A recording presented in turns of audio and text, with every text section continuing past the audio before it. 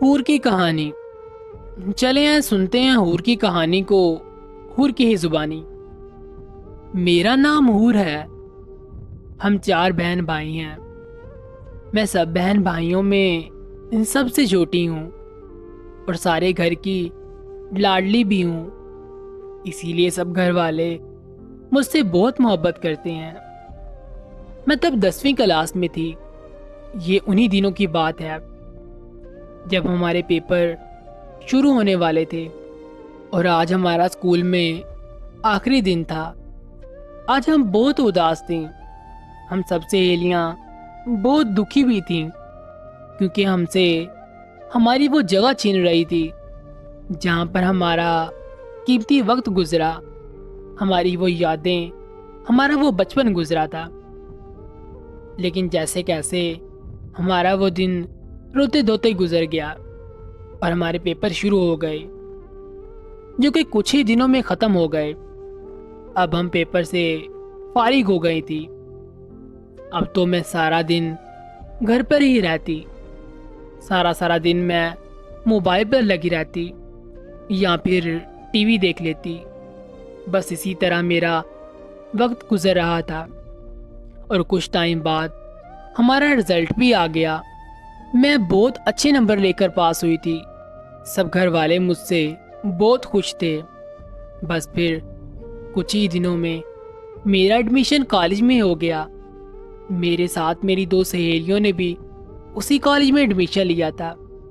مجھے اس بات کی بھی بہت خوشی تھی کہ ہم سہیلیاں پھر سے ایک ساتھ ہی پڑھائی کریں گی۔ آج ہمارا کالج میں پہلا دن تھا۔ ہم جب کالج میں داخل ہوئی تو ہماری خوشی کا ٹھکانہ نہیں تھا۔ ہمارا کالج واقعی بہت خوبصورت اور بہت بڑا تھا۔ ہم لوگ سیدھا اپنی کلاس کی طرف جا رہی تھی کہ اچانک ہمیں ہمارے سینئرز کا ایک گروپ نظر آیا جو کہ ہماری طرف ہی آ رہا تھا۔ انہوں نے ہمیں بولا کہ آپ کی کل ویلکم پارٹی ہے تو آپ لوگوں نے تیاری کر آنا ہے۔ ہم لوگ بہت خوش تھی۔ اگلے دن میں خوب تیار ہو کر گئی۔ میں نے کالے رنگ کا ایک سوٹ پہنا تھا اور ساتھ میں ہلکا سا میک اپ بھی کیا تھا۔ ویسے بھی میری گوری رنگت پر میک اپ کی ضرورت نہیں تھی، بس ہلکی سی لپسٹک ہی پورا کام کر دیتی تھی۔ آج تو میں واقعی بہت خوبصورت لگ رہی تھی۔ آج جب میں کالج میں داخل ہوئی تو سب لوگوں نے مجھے خوب سراہا۔ جو مجھے ایک بار دیکھتا وہ دیکھتا ہی رہ جاتا۔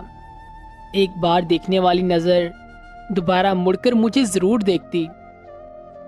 خیر ہماری ویلکم پارٹی شروع ہو گئی، لیکن میں نے پارٹی کے دوران یہ محسوس کیا کہ کوئی مجھے چپکے سے دیکھ رہا ہے۔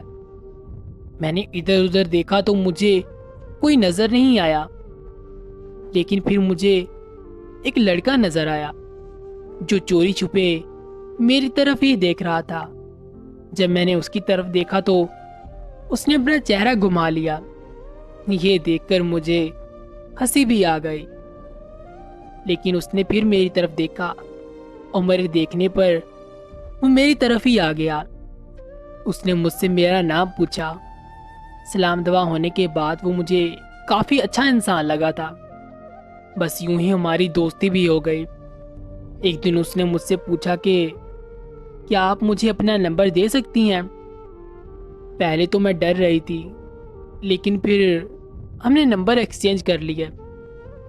اب تو سارا دن کالج میں اکٹھے ہی گزارتے اور پھر ساری رات میسج پر بات کرنے لگے۔ اب تو ہم دونوں کو ایک دوسرے کی عادت ہو چکی تھی۔ اب تو شاید مجھے حمزہ سے محبت ہو چکی تھی۔ حمزہ مجھ سے بہت پیار بھری باتیں کرتا، وہ بھی میرے بنا نہیں رہ سکتا تھا۔ وہ اپنے پیار کا اظہار کرتا اور مجھ سے بولتا کہ میں بہت جلد تم سے شادی کر لوں گا۔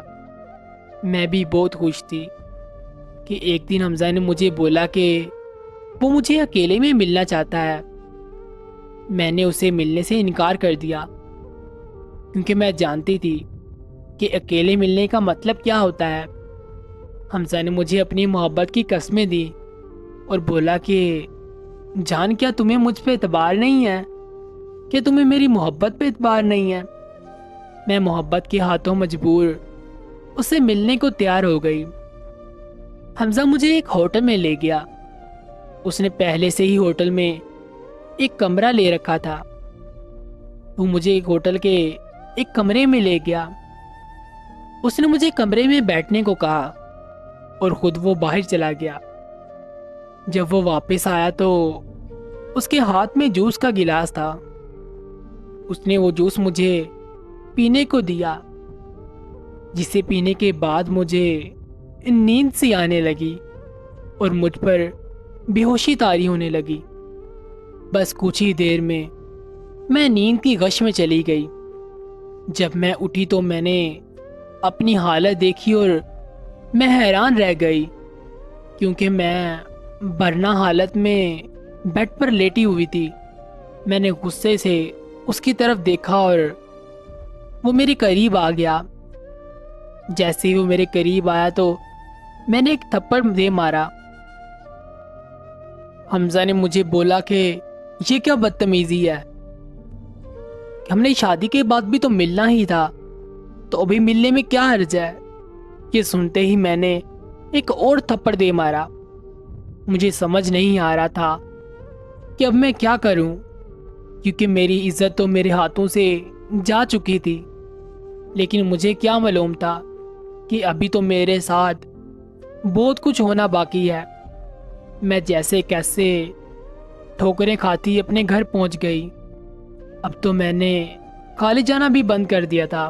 میرے گھر والے میری ایسی حالت پر بہت فکر مند تھے، لیکن کچھ دنوں میں مجھے ایک ان نون نمبر سے کال آئی، کیونکہ میں نے حمزہ کے نمبر کو بلاک کر دیا تھا۔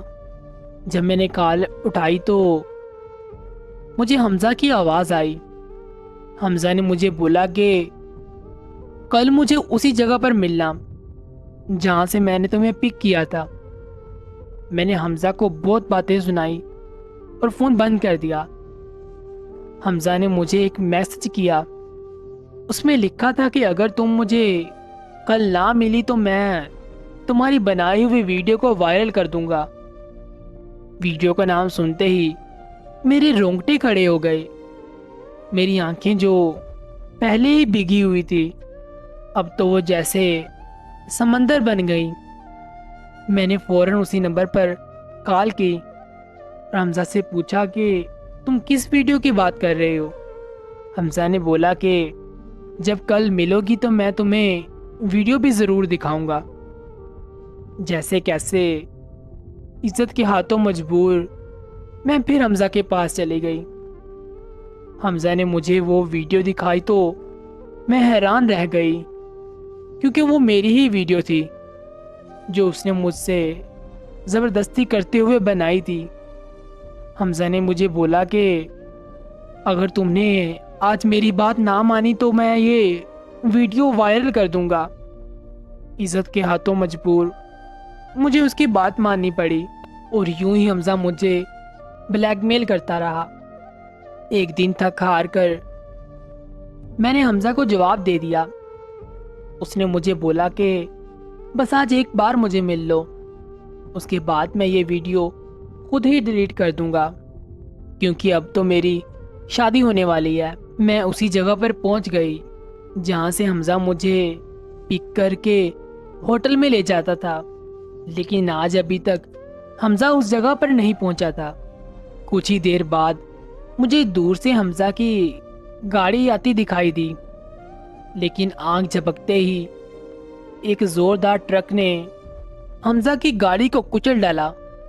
میں یہ دیکھتے ہی سہم گئی، اور کچھ لوگوں نے حمزہ کی جان تو بچا لی، لیکن اس کی گاڑی میں آگ لگنے کی وجہ سے اس کی گاڑی راکھ بن چکی تھی، اور حمزہ کی جان تو بچ گئی تھی، لیکن وہ ہمیشہ کے لیے دونوں ٹانگوں سے معذور ہو گیا تھا۔